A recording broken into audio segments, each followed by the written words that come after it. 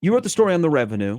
Tom sat down with the interim president, who is Yeah. an extremely bright guy, Mhm. and Chris Koburik.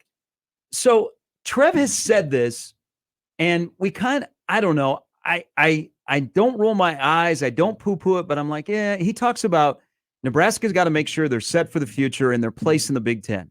And one of the Yeah. things that came out of the discussion that Tom had in Sunday's paper was there's no guarantee that Nebraska will have a seat in the Big Ten. So we have to make sure we look like our peers. The AAU stuff comes out yesterday.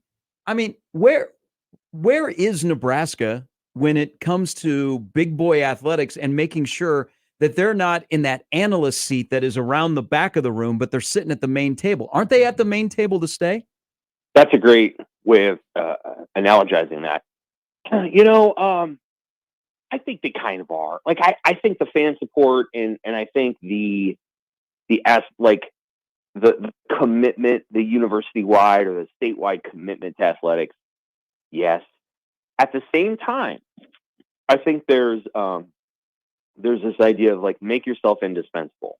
Mm-hmm. Make yourself indispensable to college athletics through the performance of your athletic department and your presence. And so, like, Nebraska makes a lot of money, and they have, for my money, the per capita the best fan support in America. And this is the part where it's like, okay, don't take those things and say, we're obviously doing a great job as all of our athletic teams if everybody loves us. But more like, don't take these things for granted, maximize on the support, and win. And that second part, I'm not saying that the coaches haven't always been competitive, because of course they have. And of course they've been super fired up and all these and 12 other things. But I will say that, like, complacency within that department, and I think Trev would say this, has been there a long time. And it's a feeling of like, hey, we're good. Everybody loves us. And the university treats the athletes super well. A lot of them don't ever leave. But teams don't always get better either. So like, I think that's part of the story here. And we're watching. It's going to be really interesting over the last month and a half to watch two basketball teams that probably ought to be in the NCAA tournament, but they need to make the NCAA tournament. Yep. And we'll see if they do that, or we'll see if they don't. Like, I think those are the things that Trev is thinking about and talking about. I think he would love an athletic department that's full of guys like Mark Manning, who, he's on all the time, and it's shown in the way that they compete, or like John Cook, who's on all the time, and it's shown in the way they compete. And they are in the two toughest leagues of the Big Ten. Volleyball and wrestling are the two toughest ones, and they excel. Anyway, and I think that's a testament to who they are as coaches. And Sam, speaking of volleyball, look, $6,000, that's still a profit. A little over 6,000, I should say. And it doesn't include Volleyball Day in America. Can you put into context just how, first of all, how rare that is? Because we know that they're one of one, but what that means for just this program. And also, again, as you see Nebraska continue, not just with volleyball, but with its athletics in general, how big of a win that is for volleyball going forward, especially when we have this conversation about, their place in the Big Ten. Yeah, my colleague, Amy Just, wrote about this in the fall. I think Nebraska volleyball is one of two or three women's athletic programs that turn a profit, or it may have just been one of one. There might have been one that was really close that got this one time, a gift or something like that. It might be the only one. In fact, I think it is. So yeah, Nebraska volleyball is rare. They have a big enough arena to pull it off. They could sell at NU Coliseum and they wouldn't get there, but they have an arena that allows them to do it. And of course, with Volleyball Day next year, they will absolutely do it. So, I think it's a testament to the program, the support, the grassroots support in the state. It speaks to just how Nebraska fans love everything.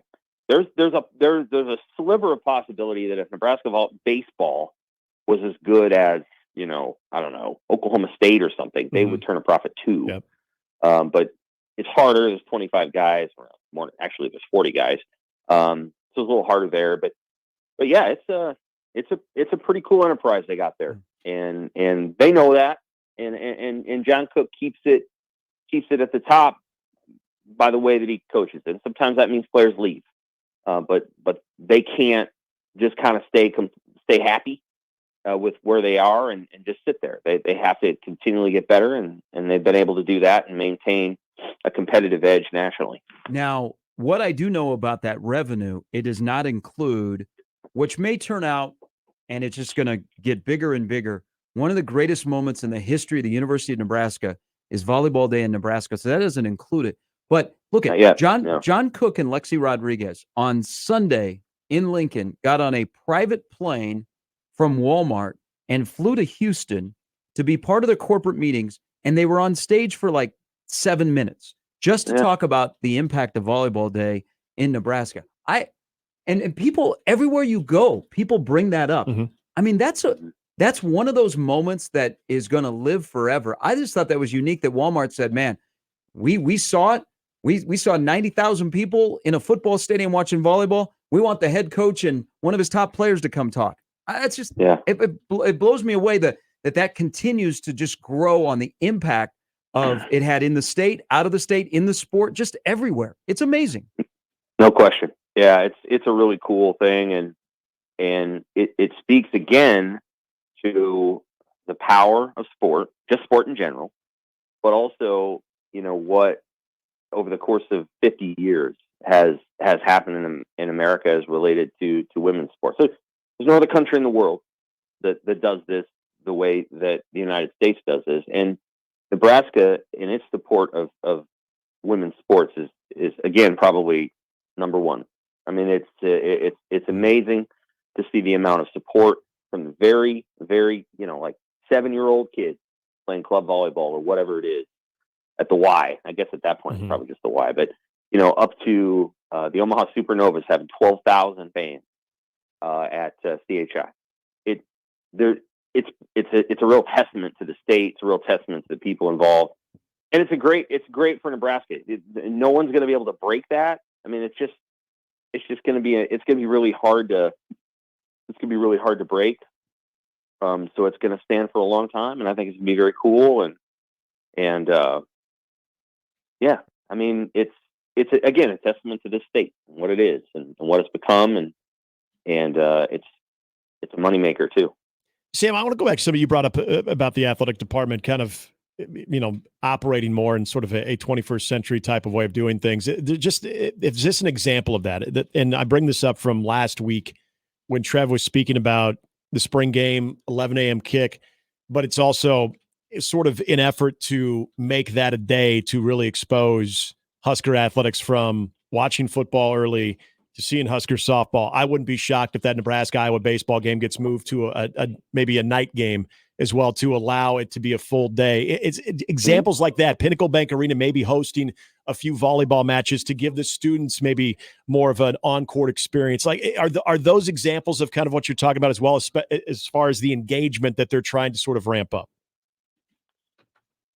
Yeah, I mean, they are for sure. There's a lot of different things that I think Trev's done in a short amount of time that attempts to get visibility for some sports, but also attempts to sort of reframe how we do things. So a lot of what, I mean, not a lot of what, but some of what they do down there is, hey, we're going to try this, we're going to see how it goes, and then we're either going to replicate it or we're not. So I think the volleyball day thing was obviously a smashing success. And let's be clear, that was Trev's idea to do it. And, I think they've tried the Pack the TBA thing a couple of different times, a couple different ways. And I think they've seen how that's gone or hasn't gone. I think they're going to try this Husker Day thing where they do the spring game early. And there's people grumbling about that because, well, the recruits can't get here. Get out of here. Please with this. Enough with the recruiting. I mean, how much better do you think they got to recruit? I mean, Matt Rule's a more diligent and better recruiter than anybody they've had since Bill Callahan. Yeah. And we're worried about whether the recruits are going to see enough of the game. Oh, my God. Preach, brother. So it's like, what do we do? Enough with this. God. Does anybody think that Nebraska football's problem of not making bowl games is whether they get enough people at the spring game? It doesn't. It's nothing to do with that. Thank you for this. I appreciate this. They should have been 8. Let's be honest. They should have been 7-5 or 8-4 last year, and they would have been if they had better quarterback play. Right. And they got a better quarterback out of the portal. It doesn't have anything to do with the spring game.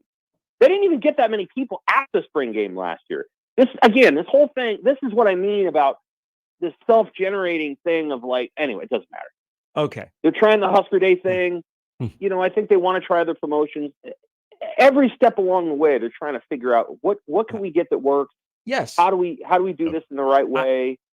They're innovative that way. I love that they take chances. If it doesn't work, you don't do it. You move on to the next thing, but you learn. But you're never going to know until you try. I'm all for 11 a.m. spring football game. I'm the guy that wanted a Friday night game that I know that'll never happen after they kick back from right. this. So let's stay on this role of being agitated, because I'm not upset, but I'm curious. You and I have been covering Nebraska football for a long time, and we also like the recruiting aspect.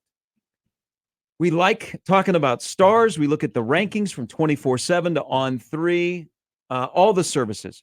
So yesterday, On3 finished up their class of 2024, and Dylan Raiola had a significant fall, not just a little bit, but like a big fall in their rankings, where he's not the number one quarterback.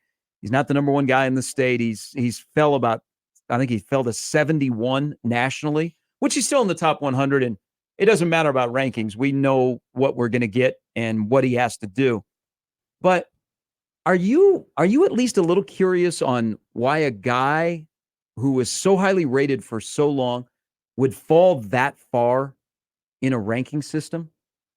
Yes. And we're trying to get an interview with the person I think is in charge of that there. It's not exactly clear how to. He's on Twitter. I don't know exactly what his email address is. So, like, yeah, I'm actually pretty interested to figure out what that would have been based on. I'm not. I mean, he dropped from, I think, 1 to 7 before the season, and I think Julian Sand and maybe DJ Lagway jumped ahead of him. I mean, you're splitting hairs, 1 versus 7, whatever. I'm not going to sit there and knock On3 for that. This drop, would be curious to know what the, what they didn't see over the course of this year. Was it the decommitment from Georgia? Was it the, going to a third high school? Like what were the concerns there? I respect recruiting services and scouts, and it's obviously not an exact science. So I don't want to, automatically say I don't get it, but like what precipitated that quick decline? And, are they basing that on physical skill set? Are they basing that on what they think the kid did when he decommitted from Georgia? It's hard to say. Yeah. To be honest with you, I don't know that it matters that much to him or Nebraska, other than I think it probably gives him a little bit of motivation. I do think he's in for a rigorous winter and spring. I think it'll be different than anything he's experienced up till now. Not to knock any of the high school programs he was part of, but he was the best guy on those teams by a wide margin. And so, well, maybe not Buford. I mean, Buford's got really good players, but I think he'll be surrounded by older guys now, and I think he will look around and say, yeah, there's guys in here that are just as good athletes as me. And so he's going to have to, work on that and adjust, just the way that Adrian Martinez did, and he'll have to grow. He'll have to grow and get better, and it may not be a perfect line. One of the reasons that I argued that taking Kyle McCord and Dylan Raiola would have been a good idea is because true freshman quarterbacks usually need a year. They don't automatically get there right away. C.J. Stroud didn't have to play as a true freshman. Bryce Young didn't have to play as a true freshman. Bo Nix did. He's the exception to the rule. Jaden Daniels did. So he's an exception to the rule. Both of them played right away at their schools. But Drake May didn't play right away, and Caleb Williams didn't have to play right away. He sat for 5 games behind Spencer Rattler before replacing him. So, Dylan Raiola is going to be more in the Bo Nix category. Just he's a lot like Bo Nix in the sense that Bo's dad played at Auburn. So very similar situation, and that'll be the thing to watch is how he adjusts over the course of the first half of his first season, because that will not be easy. It never is for a true freshman. I agree. Sam, as always, I appreciate the conversation and the time, my friend. Take care. That's Sam McKewon of the World Herald. So Raiola fell about to 71, so a significant drop. And and we're not going to put our guys from 24/7 or On 3 or rivals that join the show because they're not involved in the scouting, and there's not a ton of transparency. And I'm not going to dwell on it. I'm not upset, but I'm very curious on a player that was that highly ranked, why he would drop that far. Are they seeing something that none of us have seen, or is it become personal? And I'm not saying personal because, well, when you go to Nebraska, you drop them, because if you're at Georgia, you get a little love. I don't think that's the case. I hope Sam talks to him, because I would be very interested on why somebody would drop that much. Now, while Dylan dropped, Bricks and Nelson went up, which the Nelson part, I didn't know they put a lot of credence in all-star games, but apparently they do. Yeah, and I wonder if it's universal across the board of the criteria of what helps you elevate your standing and what causes you to drop too, because you could see that.